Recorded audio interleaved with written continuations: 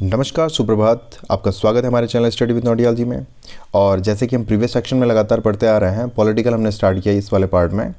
तो इसमें हम पढ़ते आ रहे हैं जिसमें प्रीवियस सेक्शन में हमने पढ़ा था historical background of Indian polity और उसके इंपॉर्टेंट क्वेश्चन देखे थे हमने, काफ़ी क्वेश्चन हमने सॉल्व किए थे। अब इसमें इसी क्रम को जारी रखते हुए हम इसमें पढ़ेंगे संविधान की प्रस्तावना एवं अनुसूचियाँ। संविधान की प्रस्तावना एवं अनुसूचियों से रिलेटेड क्वेश्चन क्या क्या बनते हैं। तो इसमें ये पहला पार्ट है, इसमें एक दूसरा पार्ट भी आएगा। इसमें पढ़ेंगे हम 30 महत्वपूर्ण प्रश्न, 30 जो इम्पोर्टेंट क्वेश्चन है जो ऑल कॉम्पिटिटिव एग्जाम में पूछे जाते हैं, तो इन्हें हम कवर करेंगे इसमें। तो इसे वीडियो को स्टार्ट करने से पहले आप चैनल को लाइक कीजिए, शेयर कीजिए, हम सब्सक्राइब करना ना भूलें और बेल आइकन ज़रूर से दबाएँ। एक सपोर्ट मिलेगा आपका। तो शुरू करते हैं, बात करते हैं पहले क्वेश्चन की। तो भारतीय संविधान की प्रस्तावना में कितने प्रकार की स्वतंत्रता दी गई है। तो पहला क्वेश्चन जो है वो है भारतीय संविधान में की प्रस्तावना में कितने प्रकार की स्वतंत्रता दी गई है। ऑप्शन ए है 2 प्रकार की, ऑप्शन बी है 3 प्रकार की, ऑप्शन सी है 4 प्रकार की और ऑप्शन डी है 5 प्रकार की।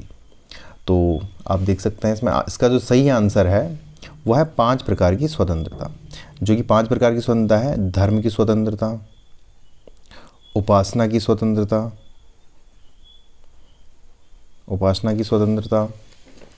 विश्वास की स्वतंत्रता, विचार की स्वतंत्रता एवं इसमें है अभिव्यक्ति की स्वतंत्रता। इसमें आप किसी भी धर्म को मान सकते हैं, किसी भी जिसको आप उपासना करना चाहते हैं, जिसको आप मानना चाहते हैं, इसकी पूजा करना चाहते हैं, हम कर सकते हैं।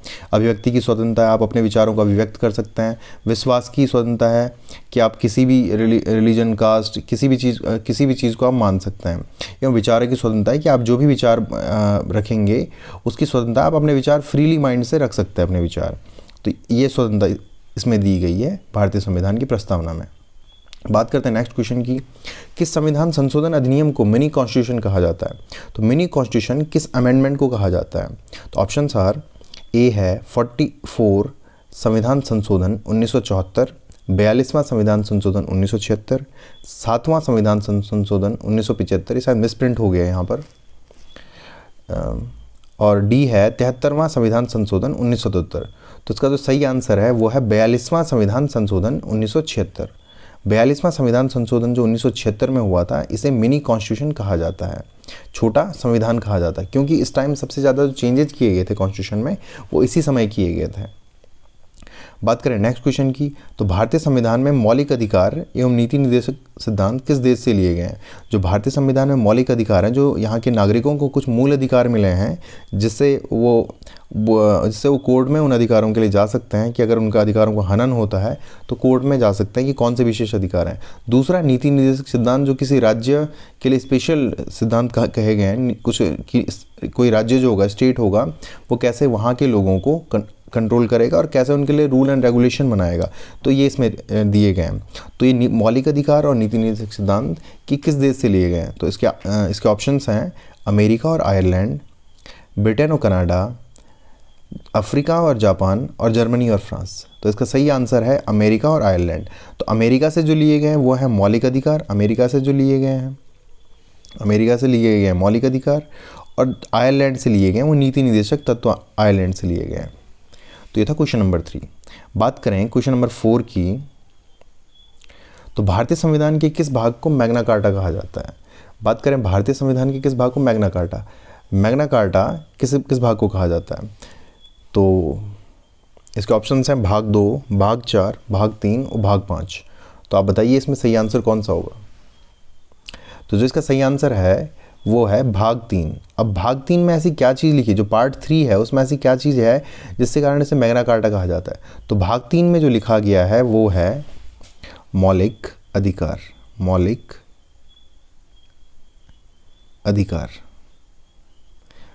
अधिकार जो यहाँ के नागरिकों को मिले हैं, कि अधिकार संविधान और जो यहाँ की सरकार होगी वो इन्हें देगी, तो ये अधिकार मिला है, मौलिक अधिकार। बात करें संविधान की किस अनुसूची में विभिन्न पदाधिकारियों को प्राप्त होने वाले वेतन, भत्ते और पेंशन उल्लेखित हैं। तो संविधान की किस अनुसूची में विभिन्न पदाधिकारी, जितने भी सारे यहाँ पदाधिकारी होते हैं उन्हें जो वेतन मिलता है, भत्ते मिलते हैं और पेंशन मिलती है, उसकी व्यवस्था किस अनुसूची, किस शेड्यूल में की गई है। टोटल मिला के जो शेड्यूल है वो 12 शेड्यूल हैं। तो उनमें से किस शेड्यूल में ये वेतन और भत्ते के बारे में कहा गया है। तो इसके ऑप्शंस हैं सेकंड अनुसूची, फर्स्ट अनुसूची, 5वीं अनुसूची और 6ठी अनुसूची। तो इसका सही आंसर है सेकंड, द्वितीय अनुसूची में। तो ये है क्वेश्चन 5 का आंसर। बात करें क्वेश्चन नंबर 6 की, तो भारतीय नागरिकता अधिनियम कब लागू किया गया था। तो भारतीय नागरिकता अधिनियम सिटीजनशिप जो रूल है वो किस ईयर में लागू किया गया था, किस सन में लागू किया था। ऑप्शंस हैं 1950 में, 1955 में, 1948 में या 1956 में। तो इसका सही आंसर है प्रथम बार ये 1955 में लागू किया गया था। तो ये काफ़ी इंपॉर्टेंट क्वेश्चन है और काफ़ी टाइम ये पूछे जाते हैं। बात करें नेक्स्ट, तो क्वेश्चन नंबर 7 है भारतीय संविधान के किस भाग तथा कौन से अनुच्छेद तक मौलिक अधिकारों का वर्णन है। किस भाग में और किस अनुच्छेद में मौलिक अधिकारों का वर्णन है। तो अगर बात की जाए भाग 2, ऑप्शंस हैं, भाग ए है भाग 2 अनुच्छेद 11 से 37, भाग 3 अनुच्छेद 12 से 35, भाग 4 अनुच्छेद 12 से 37। ये शायद यहाँ पे जो ये ऑप्शन मिले हैं ये गलत, थोड़ा सा गलत हो गए हैं। भाग 2 है, जो भाग 2 आता है अनुच्छेद 11 से नहीं, अनुच्छेद भाग 2 जो है ये अनुच्छेद, जो भाग 2 है अनुच्छेद 5 से 11, भाग 3 12 से 35, भाग 4 जो आता है आपके अनुच्छेद 36 से लेकर और 51 तक, और जो भाग 5 है यह आता है आपका 51 से लेकर 151 आर्टिकल तक, 151 आर्टिकल तक जो आता है। तो इसमें से कौन सा भाग है जो मौलिक अधिकारों का वर्णन इसमें सही किया गया। तो इसका ऑप्शन बी सही होगा, अनुच्छेद 12 से 35 तक, ये सही होगा। तो ये था क्वेश्चन नंबर 7, जिसमें मौलिक अधिकारों का वर्णन क्या है 12 से लेकर 35 तक। इसमें 6 प्रकार के मौलिक अधिकारों का वर्णन किया गया। पहले ये 7 हुआ करते थे लेकिन बाद में अब ये 6 हो चुके हैं। इसमें से एक अधिकार है वो अब कानूनी अधिकार बना दिया है, संवैधानिक अधिकार बना दिया है, कानूनी अधिकार बना दिया गया है। तो बात करते हैं किस संविधान संशोधन के, क्वेश्चन नंबर 8 की बात करें, किस संविधान संशोधन के तहत संपत्ति के अधिकार को मौलिक अधिकार की सूची से हटा दिया गया था। जो जिसकी मैं बात कर रहा था 7वें अधिकार की, तो किस संविधान संशोधन के अंतर्गत इस अधिकार को मौलिक अधिकार की सूची से हटा दिया गया था। तो ये है 42वां संविधान संशोधन 1976, 72वां संविधान संशोधन 1978, ये भी यहाँ पर रॉन्ग दिया है, 72वां संविधान संशोधन 1978 में नहीं हुआ था। तो अगला है 7वां संविधान संशोधन, ये भी शायद मिसप्रिंट यहाँ पर आया है, यह है 73वां संविधान संशोधन, इसका ऑप्शन था। और 44वां संविधान संशोधन 1978। तो इसका जो सही आंसर वो है ऑप्शन डी। 1978 में 44वें संविधान संशोधन के अंतर्गत मौलिक अधिकार, संपत्ति के अधिकार को मौलिक अधिकार की सूची से हटा दिया गया था। शायद इसमें टाइपिंग में कुछ मिस्टेक हुई है। बात करें नेक्स्ट क्वेश्चन नंबर 9 की, भारतीय संविधान के किस अनुच्छेद में अस्पृश्यता के अंत के बारे में कहा गया। तो ऑप्शन है अनुच्छेद 17, अनुच्छेद 15, अनुच्छेद 18 या अनुच्छेद 14। तो इसका सही आंसर होगा अनुच्छेद 17 में अस्पृश्यता का अंत के बारे में बात की गई है। नेक्स्ट क्वेश्चन की बात करें, संविधान के अनुच्छेद 21 में किस अधिकार का वर्णन है। तो बात करें संविधान के अनुच्छेद 21 में किस अधिकार का वर्णन है। तो इसमें ऑप्शन है उपाधियों का अंत, बोलने की स्वतंत्रता, सामाजिक समानता या प्राण एवं दैहिक स्वतंत्रता। तो इसका सही आंसर वो है ऑप्शन डी, यानी ऑप्शन जो 4 यहाँ पर है ये है प्राण एवं दैहिक स्वतंत्रता अनुच्छेद 21 में, कि प्रत्येक व्यक्ति को अपने प्राण एवं देह की स्वतंत्रता है, वो अपनी स्वतंत्रता उसे मिली है इंडियन कॉन्स्टिट्यूशन के द्वारा। तो ये बात की गई है अनुच्छेद 21 में। बात करें क्वेश्चन नंबर 11 की, समानता के अधिकार के अंतर्गत कितने लेख आते हैं। तो लेख मीन्स यहाँ पर बात की गई कितने आर्टिकल समानता के अधिकार के अंतर्गत आते हैं। तो इसका ऑप्शन है ए 2 लेख, ऑप्शन बी है 3 लेख, ऑप्शन सी है 5 लेख और ऑप्शन डी है 4 लेख। तो जो इसका सही आंसर है 5 लेख। इसके अंतर्गत जो आर्टिकल आते हैं वो आर्टिकल आता है 14, 15, 16, 17 व 18 समानता के अधिकार के अंतर्गत। तो ये इंपॉर्टेंट है। बात करें क्वेश्चन नंबर 12 की, शिक्षा का अधिकार अधिनियम वास्तव में भारत सरकार द्वारा कब लागू किया गया था? तो शिक्षा का अधिकार अधिनियम जिसे हम क्या कहते हैं, शिक्षा का अधिकार, राइट टू एजुकेशन, जिसे हम बात करते हैं RT, राइट टू एजुकेशन, तो ये भारत सरकार द्वारा कब लागू किया गया था? तो ऑप्शंस हैं 15 अगस्त 2009, बी है 26 अगस्त 2010, सी है 1 अप्रैल 2009 और डी है 1 अप्रैल 2010। तो इसका सही आंसर जो होगा वो होगा डी, ऑप्शन डी, 1 अप्रैल 2010।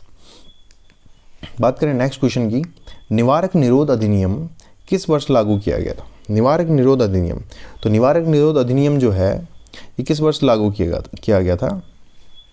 तो ऑप्शंस है 26 फरवरी 1950, 24 नवंबर 1980, 11 सितंबर 1955, 22 दिसंबर 1957। तो जो इसका सही आंसर है वो है 26 फरवरी 1950। तो सही आंसर होगा 26 फरवरी 1950 को निवारक अधिनियम लागू किया गया था। और ये अनुच्छेद 22 के भाग 3, 4 और 5 में आता है। इसके अंतर्गत काफ़ी चीज़ें आती हैं। इसे जो समाप्त किया गया था 26 फरवरी 1950 को स्टार्ट किया गया था, लेकिन जो इसकी समाप्ति हुई थी वो हुई थी 31 दिसंबर 1971 को, निवारक निरोध अधिनियम। तो ये था ऑप्शन 13, ये था क्वेश्चन नंबर 13। बात करें क्वेश्चन नंबर 14 की, पोटो अधिनियम कब लागू किया गया था? तो इसके ऑप्शंस हैं, पोटो अधिनियम कब लागू किया गया था? तो इसके ऑप्शंस हैं 23 अक्टूबर, ऑप्शन ए है 23 अक्टूबर 1985, बी है 25 अक्टूबर 2001, सी है 9 नवंबर 2009 या डी है 29 दिसंबर 2004। तो इसका सही आंसर जो होगा क्वेश्चन नंबर 14 का ये होगा ऑप्शन बी, यहाँ पर सही आंसर होगा 25 अक्टूबर 2001। और जो ये है पोटो, ये टाडा का ही एक रूप है। पोटो का मतलब हो गया prevention of terrorism ordinance, P से प्रिवेंशन, ओ से ऑफ, टी से टेररिज्म, ओ से ऑर्डिनेंस, जो मतलब जितने भी आतंकवादी गतिविधियां होती हैं उनको रोकने के लिए पोटो अधिनियम लागू किया गया था। और जो समाप्त हुआ था, जो पोटो अधिनियम समाप्त हुआ था ये हुआ था 21 सितंबर 2004 को। तो ये था क्वेश्चन नंबर 14। बात करें नेक्स्ट क्वेश्चन की, क्वेश्चन नंबर 15 की, संविधान के किस अधिकार को संविधान की आत्मा, the soul of the constitution कहा जाता है? किस अधिकार को? तो इसका ऑप्शन है संवैधानिक उपचारों का अधिकार, समानता का अधिकार, स्वतंत्रता का अधिकार या उपयुक्त में से कोई नहीं। तो इसका जो सही आंसर होगा आप बताइए, इसका सही आंसर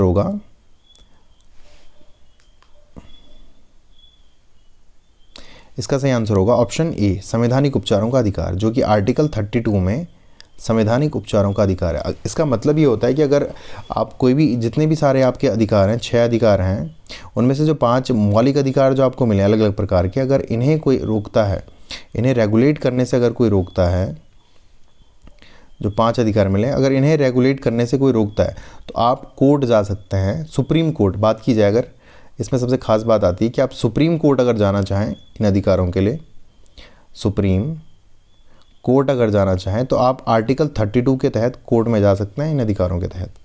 और अगर आप हाई कोर्ट में जाना चाहते हैं तो हाई कोर्ट में इन अधिकारों की रक्षा करने के लिए आप आर्टिकल 226 के तहत जा सकते हैं। आर्टिकल 226 के तहत आप हाई कोर्ट में अपील कर सकते हैं। इसके अंतर्गत सुप्रीम कोर्ट में जो आर्टिकल 32 है, 5 प्रकार की रिट जाहिर की जाती है, जिनके बारे में हम नेक्स्ट सेक्शन में बात करेंगे। तो ये है संवैधानिक उपचारों का अधिकार। इसे संविधान की आत्मा भी कहा गया है, जो जितने भी अधिकार हैं उनकी रक्षा करता है। तो बात करें नेक्स्ट क्वेश्चन की, भारतीय संविधान में राज्य के नीति निर्देशक सिद्धांत को किस मुख्य कारण से सम्मिलित किया गया? जो राज्य के नीति निर्देशक सिद्धांत है, इनको किस मुख्य कारण से सम्मिलित किया गया? ऑप्शन ए है कल्याणकारी राज्य की स्थापना के लिए, ऑप्शन बी है धर्मनिरपेक्ष राज्य की स्थापना के लिए, ऑप्शन सी है सरकार के स्वेच्छाचारी आचरण को रोकने के लिए, और ऑप्शन डी है सरकार को विकास में आवश्यक अवसर प्रदान करने के लिए। तो जो राज्य के निदेशक तत्व हैं, इनको जो ऐड किया गया है वो किया गया ऑप्शन ए के तहत। तो इसका सही आंसर है कल्याणकारी राज्य की स्थापना करने के लिए। जो स्टेट होगा उसकी कल्याणकारी पॉलिसीज़ ताकि बना पाए, ताकि लोगों के लिए कल्याणकारी जो लोक कल्याणकारी चीज़ें हैं, पॉलिसीज़ हैं, वो बना पाए। इसीलिए राज्य के नीति निदेशक तत्व, जो कि आर्टिकल में भी मैंने बताया था 36 से लेकर और 51 तक ये टोटल आर्टिकल हैं। बात की जाए क्वेश्चन नंबर 17 की, संविधान का कौन सा अंश भारत के नागरिकों को आर्थिक न्याय प्रदान करने का संकेत करता है? तो कौन सा ऐसा पार्ट है जो कौन सा ऐसा अंश है जो आर्थिक न्याय यानी इकोनॉमिकल जो न्याय देता है वो किस के आधार पर दिया जाता है? तो ऑप्शन ए है राज्य के नीति निदेशक तत्व, बात करें मौलिक अधिकार ऑप्शन बी, ऑप्शन सी प्रस्तावना, या ऑप्शन डी उपयुक्त सभी। तो जो इसका सही आंसर होगा वो होगा उपयुक्त सभी प्रकार से आर्थिक न्याय दिया जाता है। बात करें नेक्स्ट क्वेश्चन की, क्वेश्चन नंबर 18 की, संविधान के किस संशोधन द्वारा मौलिक कर्तव्य को संविधान में जोड़ा गया? जो फंडामेंटल ड्यूटीज जो हैं जो आर्टिकल 51A में आती हैं, और जो बात की जाए पार्टी की तो ये 4A में आती हैं, जो कि अभी वर्तमान में 11 प्रकार की हैं, 11 ड्यूटीज़ हैं वर्तमान में, पहले 10 हुआ करती थी लेकिन अभी वर्तमान में 11 ड्यूटीज़ हैं। तो इसे मौलिक कर्तव्य को संविधान में कब जोड़ा गया? तो इसका ऑप्शन है, ऑप्शन ए 76वां संविधान संशोधन 1976, 42वां संविधान संशोधन 1976, 72वां संविधान संशोधन 1965 या 82वां संविधान संशोधन 1990। तो देखिए 3 ऑप्शन तो बहुत ही गलत यहाँ पर दिए हैं, क्योंकि 76वां संविधान संशोधन तो हो ही नहीं सकता, ये ऑप्शन ही गलत दे रखे हैं यहाँ पे। तो इसका जो डायरेक्ट आंसर होगा वो सही होगा 42वां संविधान संशोधन 1976। बात करें भारतीय संविधान की प्रस्तावना में पंथ निरपेक्ष शब्द कब जोड़ा गया? तो पंथ निरपेक्ष शब्द जो जोड़ा गया भारतीय संविधान की प्रस्तावना कब जोड़ा? इसके अलावा 2 शब्द और भी जोड़े गए थे, अभी क्वेश्चन भी आएगा। तो इसका जो ऑप्शन है, option A is 1976, option B is 1978 and option C is 1965, option D is 2001। तो पंथ निरपेक्ष कब जोड़ा गया शब्द? तो इसका जो सही आंसर है वो है 1976 में। इसका जो सही आंसर है वो है 1976 में। Option A is correct. 42वां संविधान संशोधन 1976। बात करें क्वेश्चन नंबर 20, किस संविधान संशोधन के तहत मतदान करने की उम्र 21 वर्ष से घटाकर 18 वर्ष कर दी गई? तो इसके ऑप्शन है 42वां संविधान संशोधन 1985। देखिए ये ऑप्शन भी यहाँ पर गलत है, शायद टाइपिंग मिस्टेक बहुत ज़्यादा हुई है। तो ये 42वां संविधान संशोधन क्योंकि 1976 में आया था, 61वां संविधान संशोधन 19, तो इसका ऑप्शन बी सही आंसर होगा 61वां संविधान संशोधन 1989। नेक्स्ट क्वेश्चन है, भारतीय संविधान के अंतर्गत कितने प्रकार की आपातकालीन व्यवस्थाओं का विचार किया जा सकता है? आपातकालीन जो व्यवस्था होती हैं कितने प्रकार के आपातकाल भारत के संविधान में आपातकाल की व्यवस्थाओं पर विचार किया गया है? तो यह है 2 प्रकार की, 4 प्रकार की, 3 प्रकार की या 5 प्रकार की। तो इसका सही आंसर है वो है 3 प्रकार की यहाँ पर आपातकाल लगता है, जो कि आर्टिकल 352 में आते हैं, 356 में आता है और 360 में आता है। आर्टिकल 352 में बात की जाए तो ये आता है राष्ट्रीय आपातकाल, नेशनल इमरजेंसी कहा गया है आपातकाल। और यही वो एक आर्टिकल है जहाँ पे पहले एक ही जगह मंत्रिमंडल शब्द का इस्तेमाल किया गया है कि जो राष्ट्रपति होगा मंत्रिमंडल की सलाह परामर्श पर राष्ट्रपति आपातकाल लगा सकता है। इसमें भी अलग अलग कैटेगरीज हैं कि अगर आर्म्ड रिवेलियन हो जाता है या अटैक हो जाता है तो तब राष्ट्रपति आपातकाल लगा सकता है, इमरजेंसी। जो बी है ये है राष्ट्रपति शासन, जो स्टेट में लगता है, अगर वहाँ की सरकार फेल हो जाती है तो वहाँ पर राष्ट्रपति शासन लगता है, तो ये उसके लिए है, राष्ट्रपति शासन से कहा गया है। अब बात की जाए 360, ये है वित्तीय आपातकाल, जब इकोनॉमिकल सिस्टम फेल हो जाए तो ये वित्तीय आपातकाल लगता है 360 के तहत। तो ये 3 प्रकार के आपातकाल जो भारतीय संविधान में बताए गए हैं। नेक्स्ट क्वेश्चन की बात की जाए तो बात करें क्वेश्चन नंबर 22 की, बाह्य आक्रमण के आधार पर अब तक राष्ट्रपति ने कितनी बार राष्ट्रीय आपातकाल की घोषणा की है? कितने बार बाह्य आक्रमण के आधार पर राष्ट्रपति ने आपातकाल की घोषणा की है? तो ऑप्शन यहाँ है 1 समय, ऑप्शन 2 समय, ऑप्शन 3 समय, ऑप्शन डी 4 समय। तो इसका जो सही आंसर है वो है 2 समय। बाहरी आक्रमण के आधार पर 2 समय और एक बार देश में अशांति के लिए 1975। तो जो 2 टाइम जो यहाँ पर एमरजेंसी लगी है, अगर इनकी बात की जाए 2 टाइम कब एमरजेंसी लगी थी, तो इनकी जब बात की जाए तो एक 1962 में जब बात की जाए इंडो सीनो वार हुआ था, इंडो चाइना वार हुआ था, इंडो चाइना वार हुआ था, चाइना वॉर हुआ था। सेकेंड टाइम पे इंडिया और पाकिस्तान वॉर हुई थी, ये हुई थी 1971 में, तब ये इमरजेंसी लगी थी। 1971 में इंडिया और पाकिस्तान की जो वॉर हुई थी उस टाइम ये इमरजेंसी लगी थी। इसके अलावा एक थर्ड टाइम ये इमरजेंसी लगी, लेकिन वो बाह्य आक्रमण के आधार पर नहीं लगी थी, वो अंदरूनी अशांति के आधार पर 1975 में जो लगी थी इमरजेंसी। आप काफ़ी फेमिलियर होंगे इसके बीच में। तत्कालिक प्रधानमंत्री जो थी इंदिरा गांधी जी, माननीय इंदिरा गांधी जी, तो उन्होंने ये इमरजेंसी लगाई थी। तो ये तीन, अभी तक दो प्रकार की इमरजेंसी लगी है, राष्ट्रीय आपातकाल लगी है बाह्य आक्रमण के आधार पर, ये जो मैंने बताया, और एक लगी है देश में अंदरूनी अशांति के आधार पर। तो ये थे दो प्रकार की, ये थे तीन प्रकार की आपातकाल जो अभी तक लगे हुए हैं, तीन प्रकार के राष्ट्रीय आपातकाल। बात किया जाए राष्ट्रपति पद के निर्वाचन हेतु, नेक्स्ट क्वेश्चन नंबर 23 की बात की जाए, राष्ट्रपति पद के निर्वाचन हेतु कौन सी पद्धति अपनाई जाती है? जब राष्ट्रपति का इलेक्शन होता है तो उस इलेक्शन को करवाने के लिए कौन सी पद्धति अपनाई जाती है? पहली है सूची पद्धति, दूसरी है संचयी मत पद्धति, तीसरी है सापेक्ष बहुमत पद्धति, और चौथी है समानुपातिक प्रतिनिधित्व एवं एकल संक्रमणीय मत पद्धति। तो ये है, इसका सही आंसर जो होगा वो होगा समानुपातिक प्रतिनिधित्व एवं एकल संक्रमण पद्धति। तो इसका सही आंसर है ऑप्शन डी। बात करें क्वेश्चन नंबर 24 की, संघ की कार्यपालिका की शक्ति किसमें निहित है? तो ये बहुत ही आसान क्वेश्चन है। ऑप्शन है प्रधानमंत्री, राष्ट्रपति, मंत्रिपरिषद एवं संसद। तो इसका सही आंसर है प्रधानमंत्री के पास भी, क्योंकि कार्यपालिका का जो अध्यक्ष होता है वो प्रधानमंत्री होता है। तो ये है। नेक्स्ट बात की जाए क्वेश्चन नंबर 25 की, भारतीय संविधान को संविधान सभा ने कब स्वीकार किया?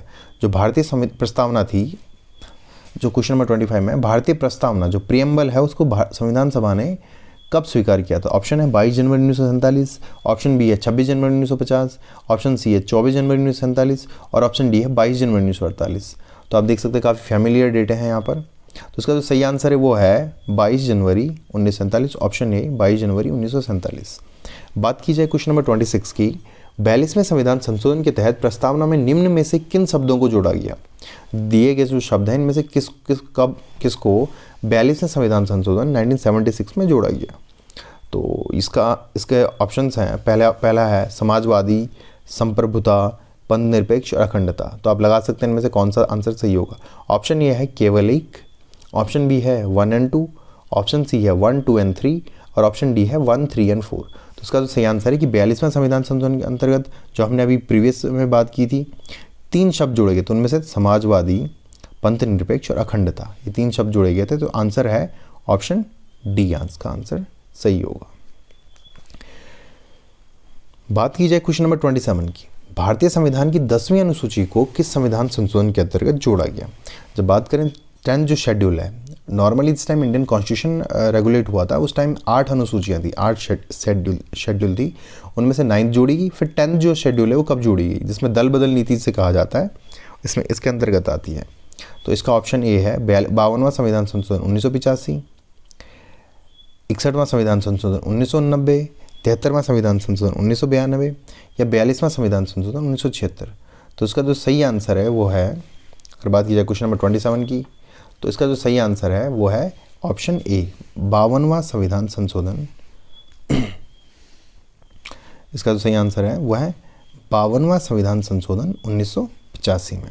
तो इस समय 10th शेड्यूल जो थी उसको जोड़ा गया था। बात करें क्वेश्चन नंबर 28 की, संविधान की 11वीं अनुसूची में पंचायती राज के कितने विषय हैं? जो पंचायती राज है, 11वीं अनुसूची में पंचायती राज आता है, जो 1993 में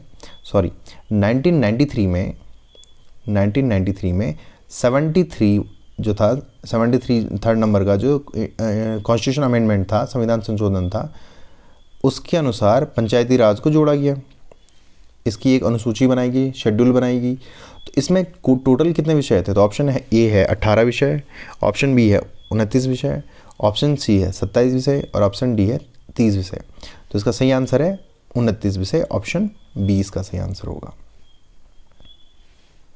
अब बात की जाए क्वेश्चन नंबर 29 की, अच्छा जो इसमें ऑप्शन ये है 18 विषय, ये आता है नेक्स्ट जो शेड्यूल आती है, शेड्यूल 12 जो आती है, नगर पंचायत और नगर पालिकाएँ, तो उसमें 18 विषय रखे गए हैं, तो ये ऑप्शन उसका है। बात करें भारतीय संविधान की अनुसूची 7 के अनुसार शिक्षा को किस सूची के अंतर्गत रखा गया है, तो भारतीय संविधान में शिक्षा को किस सूची के अंतर्गत रखा गया है, तो 7 अनुसूची में 3 प्रकार की सूचियाँ आती हैं। ये आती हैं सेंट्रल लिस्ट, स्टेट लिस्ट और कॉन्ग्रेंट लिस्ट। तो इसका सही आंसर वो है कॉन्ग्रेंट लिस्ट, यानी समवर्ती सूची। और इसको कब जोड़ा गया था? 1976 में, मिनी कॉन्स्टिट्यूशन जिसको कहा जाता है 42वें संविधान संशोधन के अंतर्गत। बात करें इस सीरीज़ का आखिरी क्वेश्चन, तो वो है भारतीय राज्य व्यवस्था में आपातकाल के प्रावधान किस देश से लिया गया। तो जो इमरजेंसी भारत में लगती है, जो मैंने बताई थी 3 प्रकार की इमरजेंसी बताई थी, 352, 356 और 360 में, तो वो किस देश के संविधान से ली गई है? क्योंकि भारत, अब जिस टाइम संविधान बन रहा था तो भारत में जो यहाँ की संविधान सभा थी उन्होंने लगभग 60 देशों का संविधान पढ़ा और काफ़ी देशों से अलग अलग चीज़ें, जो अच्छी चीज़ें थी वो उन्होंने ली और उसको यहाँ के संविधान में जोड़ा। मूलतः वो 1935 का संविधान था 70%, लेकिन उसमें चीज़ें काफ़ी जोड़ी गई और बनाया गया। उसी प्रकार तो जर्मनी से इसका सही आंसर है, सही आंसर होगा जर्मनी से। यहाँ पे इमरजेंसी के जो प्रावधान है वो लिए गए थे। तो थैंक यू। ये थे 30 महत्वपूर्ण क्वेश्चन जो हमने देखे अभी तक, 30 महत्वपूर्ण क्वेश्चन जो हमने देखे। तो थैंक यू। आप हमारे चैनल को टेलीग्राम पर फॉलो कर सकते हैं, यहाँ पर हम PDF अवेलेबल करवाते हैं। बाकी हमारे चैनल को लाइक कीजिए, शेयर कीजिए, सब्सक्राइब कीजिए, जितना हो सके उतना शेयर कीजिए, आपकी सपोर्ट की काफ़ी ज़रूरत है। और नेक्स्ट जो इसका पार्ट आएगा वो आएगा क्वेश्चन, इसमें जो टेस्ट सीरीज़ का जो पार्ट आएगा 4, वो हम उसमें देखेंगे पॉलिटिकल के अनअदर क्वेश्चन। साथ साथ में जो हिस्ट्री का चल रहा है वो लगातार चलते रहेगा। इसके अंतर्गत आपको करंट अफेयर भी कुछ ही दिनों में लगातार current affair, weekly current affair या इंपॉर्टेंट जो टॉपिक्स होते हैं वो उसको एकदम अच्छे ढंग से ऑपरेट करके आपको बताया जाएगा। तो थैंक यू।